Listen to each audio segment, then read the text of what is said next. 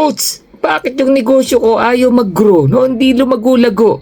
Bakit kaya? Hello, Aya Perds at your service. Welcome to Live Good Tips with Coach Perds. Gaya po ng sabi natin kanina, no? Marami po sa atin, no?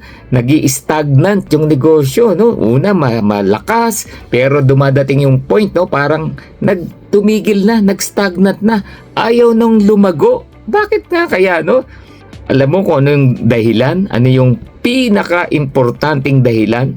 Yung pong tinatawag na comfort zone. Komportable ka na dun sa kinalalagyan mo, yung tipo bang naglaylo, yung tipong nagre-relax ka na lang, nagmamanage ka na lang, nasanay ka na lang no? Kasi kumikita ka na, pero without you knowing, yung negosyo mo bumabagsak na pala. Kasi nandun ka na dun sa comfort zone. Yun, no? Sabi nga, real growth happens when you go outside your comfort zone.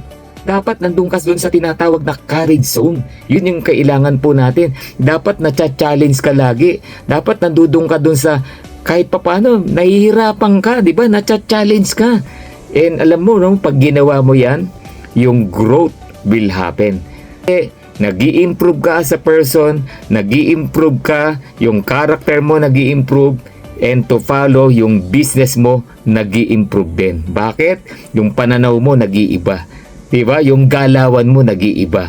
Okay? Kaya yung action mo, dahil nag-iba, gumanda yung positive mindset mo, gumanda yung aura mo, gumanda yung pananaw mo, yung action mo affected, yung resulta mo affected. Alright? So again, paalala lang po yan, Live Good Tips with Coach Perds. Get out of your comfort zone if you want to grow your business. Alright, so God bless everyone. Aya Perds at your service. Bye-bye.